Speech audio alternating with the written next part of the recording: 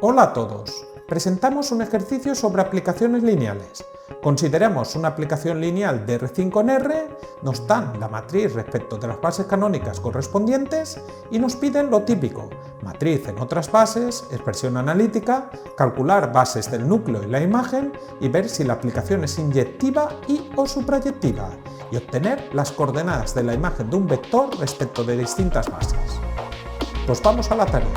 ¿Estás preparado para disfrutar de lo lindo? Pues vamos allá.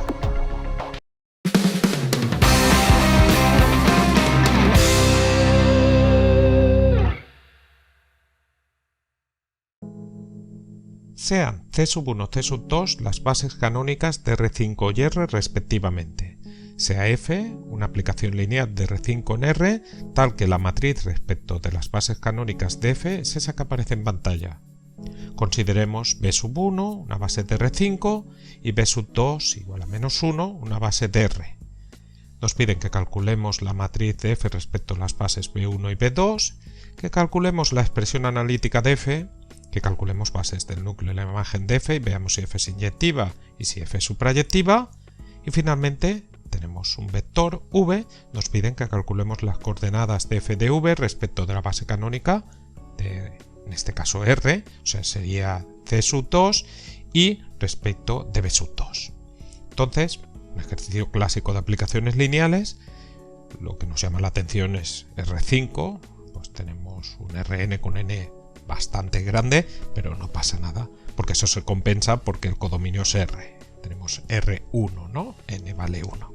Bueno, vamos a dejar de especular y vamos con el ejercicio. El primer apartado, nos piden que calculemos MB1B2F. Observa que nos dan MC1C2F.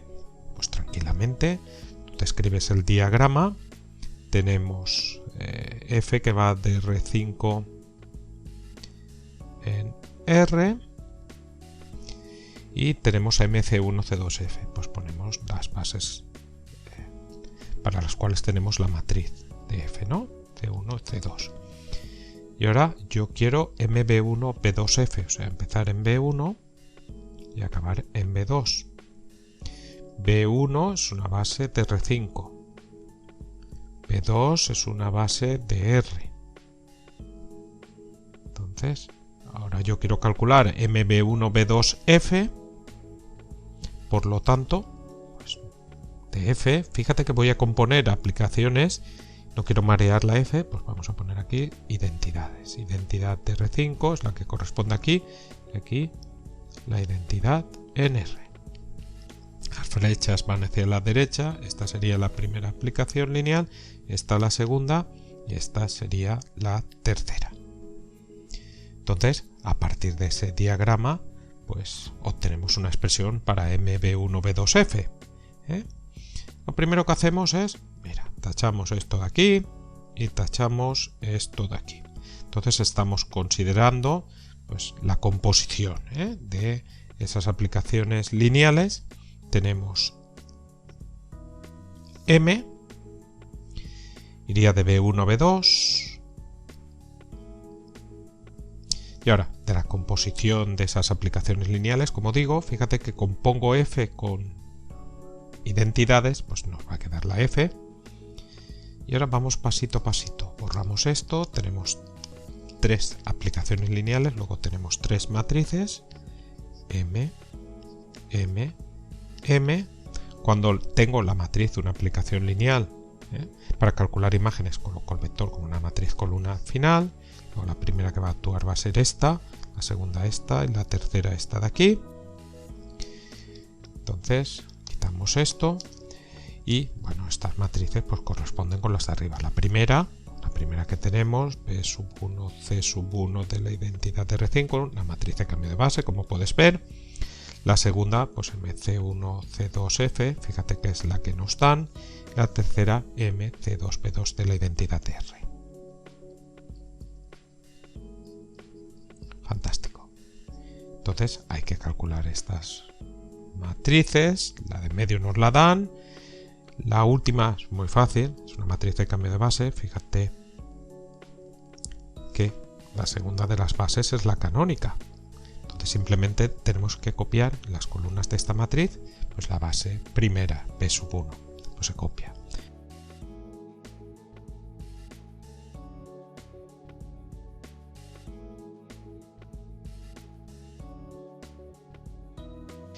Bueno, se copian. ¿Por qué?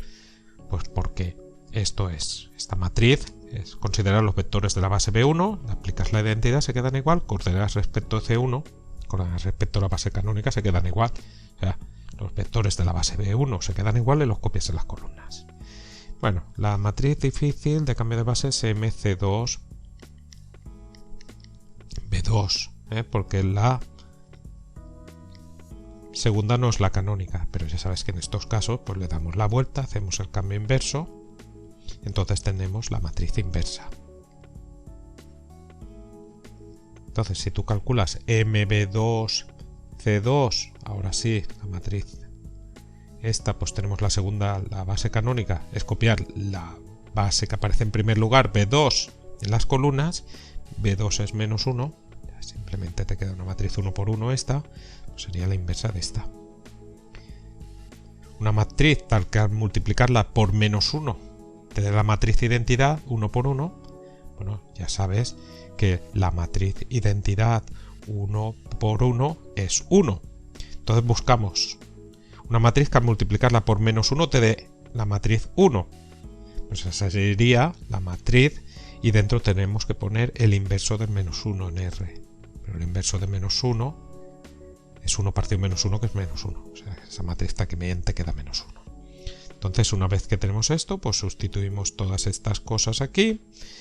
Entonces tenemos MC2, B2, identidad de R, que es menos 1, que en principio MC1, C2, F, copiamos, menos 1, 0, 0, 1, 1, y ahora finalmente tenemos MB1, C1, ¿no? De identidad de R5, la matriz de cambio de base B1, C1.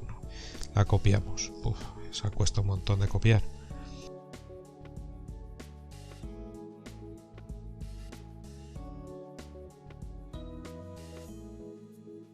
¿Vale? Entonces tenemos que multiplicar estas tres matrices, no he puesto paréntesis porque se satisface la propiedad asociativa de producto matrices, ya sabes que la propiedad conmutativa pues no. Entonces multiplicas pues estas dos, para empezar, es una matriz 1 por 1, por una matriz 1 por 5, ya sabes que el resultado te da una matriz 1 por 5, es multiplicar menos 1 por cada uno de los elementos. Espérate, que te quedaría cambiar el signo, ¿no? Esos elementos, 1, 0, 0, menos 1, menos 1, que esto lo multiplicamos por esa matriz. Uf.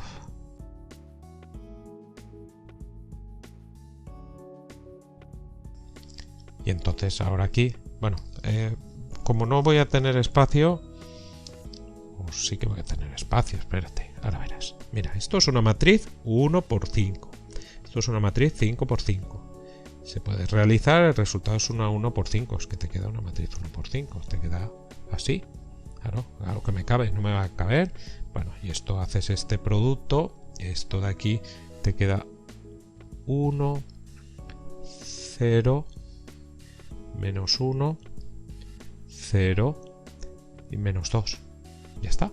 Pues esa sería la matriz respecto de las bases B1 y B2 de F. Entonces ya tenemos resuelto pues este primer apartado. Entonces, bueno, no hay que asustarse cuando tienes R5, porque en este caso, pues ya ves que por otro lado, pues tienes cálculos muy fáciles. Bueno, vamos a borrar esto y vamos a poner todos los resultados ahí que hemos obtenido. Las matrices de cambio de base también las ponemos porque posiblemente nos hagan falta. Seguimos con el apartado 2. En el apartado 2 nos piden que calculemos la expresión analítica de F. F está definido de R5 en R, o sea que tenemos que calcular F de un vector de R5. Pues si quieres, F de X, Y, Z, T, U. ¿Cuánto vale esto? Fíjate que este X, Y, Z, T, U, pues tenemos las componentes. Ya sabes que las componentes coinciden con las coordenadas respecto a la base canónica. Sería X, Y, Z, T, U sub C sub 1. Luego para calcular la imagen podemos utilizar MC1 C2 F, que multiplicaría por una matriz columna cuyos elementos son las coordenadas respecto de la primera base, respecto a C1, X y Z, T, U. Entonces sustituimos MC1 C2 F, menos 1, 0, 0, 1, 1, y esto lo multiplicamos por X y Z, T, U. Ahora tenemos una matriz 1 por 5, una matriz 5 por 1, se puede multiplicar, el resultado es una matriz 1 por 1. Tendría un único elemento, el elemento 1, 1, primera fila por primera columna, menos 1 por X, menos X, más 0 por Y, ponemos nada, más 0 por Z, no ponemos nada, más 1 por T, más 1 por U, más U. Y entonces, estos son coordenadas de la imagen respecto de la segunda base, respecto a C2. O sea que F de X y Z, T, U sería pues menos X más T más U sub C sub 2, pero C sub 2 es la base canónica. Entonces ya sabes que las coordenadas respecto a la base canónica coinciden con las componentes. Esto es lo mismo que menos X más T más U. Además, si quieres, pues sí, lo pones así, o si quieres así sin paréntesis, que no te hace falta para nada el paréntesis, Entonces, que salen cositas que oye. Entonces, el resultado de este segundo apartado, pues vamos a ponerlo aquí, X y Z, T, U. Es que esto, ahora os cuento yo una anécdota, Los ejercicios donde aparece R, de simples, a veces de simples, lían. Yo recuerdo una vez cuando estaba estudiando la carrera que pusieron un ejercicio que estábamos acostumbrados a hacerlo en dimensiones 2, 3, 4, tal, y pusieron en dimensión 1 y fue un desastre, porque es que todos se sentían muy extraños trabajando con lo que aparecía en el ejercicio cuando era muy sencillo. Bueno, entonces ya tenemos el segundo apartado, la expresión analítica, y vamos con el tercer apartado. Tercer apartado, pues el típico de calcular bases del núcleo y la imagen de F. Y ya sabes que, como siempre, pues lo primero que haremos ahí es calcular el rango de cualquiera de las matrices de F. Y en este caso, pues sí que te da absolutamente igual porque el rango es trivial, en cualquiera de las matrices. Por ejemplo, de MB1, B2F. Que sí, que está clarísimo. Sería el rango de una matriz 1 por 5, ¿vale? Donde tenemos pues una fila no nula. El rango como máximo es 1, ¿vale? Y tenemos una fila no nula, esto es 1. Entonces comparas, ya sabes que F está definido de R5 en R, comparas con la dimensión del dominio y del codominio. ¿Coincide esto con la dimensión del dominio? Pues ya sabes, no. ¿Coincide esto con la dimensión del codominio? Dimensión de R. Pues ya sabes que R, la base canónica, es formada por el vector 1, tiene dimensión 1, entonces esto sí. Esto quiere decir que F es suprayectiva. Y si F es suprayectiva, ya sabes que INDF sería todo el espacio final, que es R. Entonces, una base de INDF pues sería una base de R. Por ejemplo, la base canónica está formada solo por el vector 1. ¿Vale? Esto de arriba, pues no coincide. La dimensión de R5 es 5. ¿Vale? Entonces F no es inyectiva. ¿Vale? Pero bueno, sí que podemos sacar la dimensión de Kerr de F. Ya sabes que la dimensión de Kerr de F más la dimensión de INDF te queda la dimensión del dominio, dimensión de R5. Dimensión de INDF, INDF es R, tiene dimensión 1, dimensión de R5 es 5, luego dimensión de Kerr de F, despejando te quedaría 4. Entonces tenemos que la dimensión de Kerr de F es 4, y bueno, pues ahora toca calcular una base de Kerr de F. Entonces voy a borrar esto. Y ya sabes que por definición kerr de f sean los vectores cuya imagen es 0, los vectores de R5, x, y, z, t, u pertenecientes a R5, tales que pues f de x, y, z, t, u es igual a 0 del codominio, que es 0.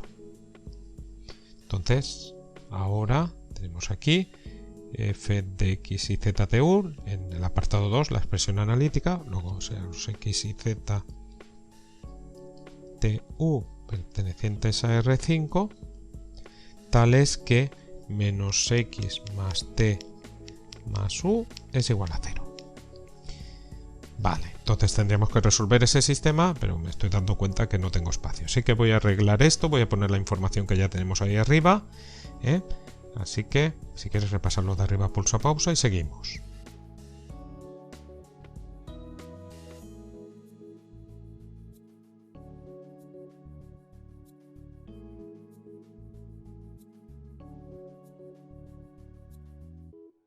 Pues así mejor, observa, como decíamos, que kerr de f pues son los vectores que son solución del sistema formado, en este caso, por una única ecuación, menos x más t más u igual a 0. Hemos terminado el proceso de Gauss sin empezarlo porque no podemos hacer ceros abajo. Entonces, una vez que hemos terminado, tenemos 3 incógnitas. No, 5 incógnitas. Hay que mirar aquí en las incógnitas, o sea, los valores variables que tenemos ahí en el subespacio en cuestión. Tenemos 5 incógnitas. Mucho cuidado con eso. Menos una ecuación. Estos serían 4 parámetros. 4 parámetros. Entonces esos 4 parámetros, pues empezamos desde el final a ver si funciona. U igual a alfa. T igual a beta. Z igual a gamma. E I igual a delta. A ver si funciona esa asignación. Y en el caso de que no funcione, pues buscaremos otra asignación. Vamos a ver, sustituimos arriba. Tenemos menos x más t, que es beta, más u, que es alfa. Esto es igual a 0. Aquí el menos x lo pasamos a la otra parte como más x, beta más alfa, que es igual a x. Entonces ya tenemos x y ztu en función de los parámetros. Entonces, si x y ztu es un vector de kerr de f, sería solución del sistema y por lo tanto su x, su y, su z, su t y su u serían, pues, como hemos escrito ahí, para valores alfa, beta, gamma, delta, que no había puesto, hay que ponerlo, pertenecientes a R. Entonces, x, y, z, t, u sería igual. La x, pues beta más alfa. La y, delta. La z, gamma. La t, beta. La u, alfa. Y esto te queda, pues ahora separamos esto como suma de vectores. Cada uno de los vectores que solo aparezca una letra, pues mira, empezamos por el alfa, alfa, 0, 0, 0, alfa, ya lo hemos hecho muchas veces, más. Ahora la beta, beta, 0, 0, beta, 0, más, vamos a seguir por aquí. Ahora seguimos con la gamma o la delta o lo que quieras. Pues por ejemplo, mira, la delta. Pues tendríamos 0 delta 0, 0, 0 más, y ahora la gamma. He cambiado un poco el orden, no tiene igual, 0, 0, gamma 0, 0, ya la sacas, alfa, beta, gamma y delta fuera. Tendremos en el primero alfa por 1, 0, 0, 0, 1, más en el segundo beta por 1, 0, 0, 1, 0, más ahora delta por 0, 1, 0, 0, 0, más gamma por 0, 0, 1, 0, 0. Entonces hemos obtenido que todo vector de ker de f pues se expresa como combinación lineal de estos vectores. Entonces ker de f vendría generado por esos vectores.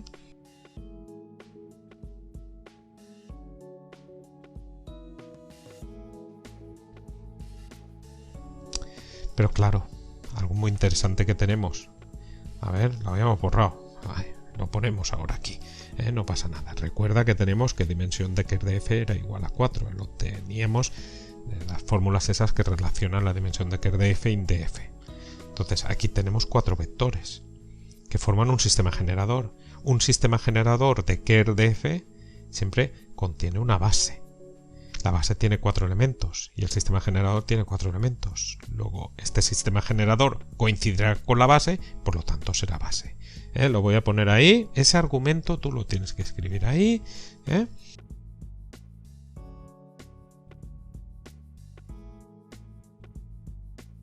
Es una base, esto base de ker de f. Esto lo ponemos ahí arriba y ya tendremos hecho. Vaya el rollo que hay que poner ahora otra vez.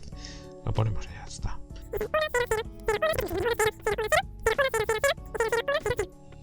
¿Vale? Base de ker de f. Genial. Entonces ya tenemos este tercer apartado y el cuarto y último apartado. Borro todo esto si quieres repasar. Pulsa pausa. Y el cuarto apartado, pues lo típico de calcular imágenes de vectores. Fíjate que no está en un vector v, no están sus componentes, ya sabes que eso coinciden con las coordenadas respecto a la base canónica. Podría utilizar la matriz de f respecto de las bases canónicas para obtener la imagen, y también puedo utilizar la expresión analítica. Como quieras, lo puedes utilizar como quieras, ¿vale?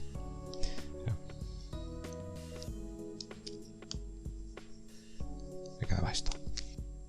Pues bueno, vamos a utilizar la matriz, aunque es más lento, no cuesta nada tampoco. Fíjate que el v es menos 1, 0, 2, 1, menos 1. Como decimos, pues las componentes coinciden con las coordenadas respecto a la base canónica de dominio. Entonces, para calcular la imagen podemos utilizar la matriz respecto a las bases canónicas. Eso multiplicamos por una matriz columna cuyos elementos son las coordenadas respecto de la base canónica. Sustituimos esa matriz, que es la que nos dan al principio,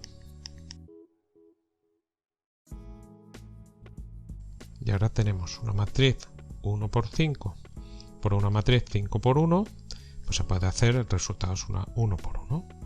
Entonces esto nos queda, pues tenemos un elemento 1, 1, primera fila por primera columna, menos 1 por menos 1, más 0 por 0, más 0 por 2, más 1 por 1, más 1 por menos 1, eso te queda 1.